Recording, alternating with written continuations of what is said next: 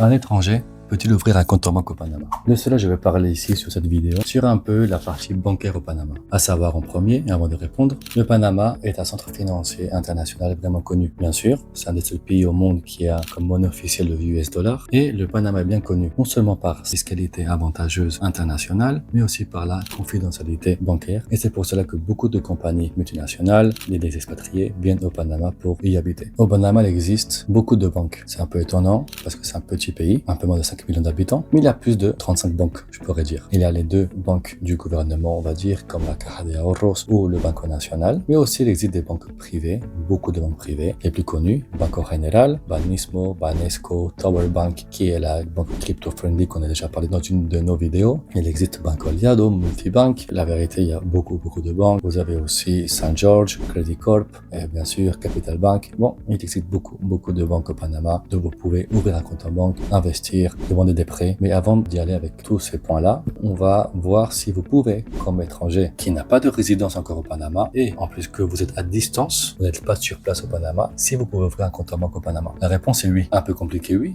mais oui. Ne laissez personne dire que vous ne pouvez pas ouvrir un compte en banque au Panama à distance si vous n'avez pas de résidence au Panama, bien sûr. On travaille avec 2, 3, même des fois 4 banques pour faire la demande d'ouverture de compte en banque à distance pour les étrangers qui n'ont pas de résidence. Bien sûr, c'est plus facile si vous venez au Panama, même si vous n'avez pas la résidence. Et bien sûr, c'est beaucoup plus facile si vous êtes au Panama et vous avez la résidence au Panama. Maintenant, quels documents, en d'autres termes, demandent les banques au Panama? À savoir, en premier, chaque banque a des normes internes. Chaque banque peut vous demander de documents supplémentaires ou justement exclusifs pour eux. Mais de manière générale, on va indiquer les documents que les banques vont vous demander. En premier, votre passeport actualisé, bien sûr. Si vous avez la résidence au Panama, bien sûr, la porter ou la présenter. En même temps, ils pourront vous demander l'historique ou le mouvement des derniers 6 mois d'un de vos comptes en banque que vous avez à l'étranger. En même temps, ils peuvent vous demander une déclaration ou 2 déclarations des dernières années d'impôts que vous avez en votre nom, bien sûr. En même temps, ils peuvent vous demander si vous avez une carte de travail. En même temps, ils peuvent vous demander qu'un comptable du Panama certifie combien vous avez eu de revenus et de passifs aussi, bien sûr, la dernière année.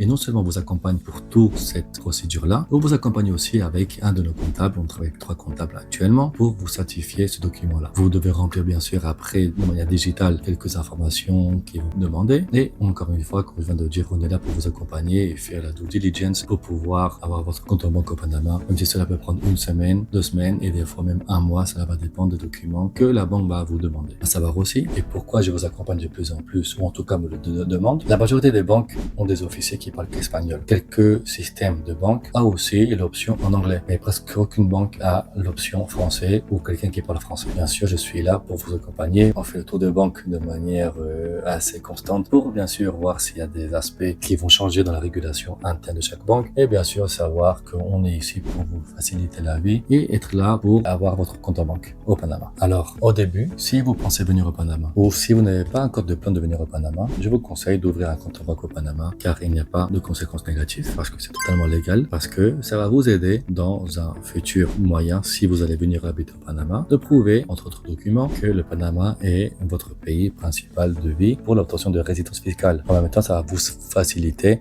si vous voulez ouvrir un compte en banque. En même temps, on vous accompagne aussi si vous voulez établir ou commencer la démarche d'un CAT, d'un dépôt à terme avec une de ces banques-là au Panama pour l'immigration, pour les résidences, comme vous savez très bien, c'est une des options qu'offre le Panama pour avoir la résidence. Si vous voulez bien sûr investir au Panama et vous voulez un prêt ou une carte de crédit, on est là aussi pour vous accompagner. Alors, ce que je voulais dire par là, merci de liker la vidéo. Si vous avez des commentaires, des conseils, des questions, je suis là pour vous aider et pour prendre conseil aussi, pour toujours améliorer dans mes vidéos. Alors, likez la vidéo, partagez-la et on vous attend au Panama. Merci beaucoup.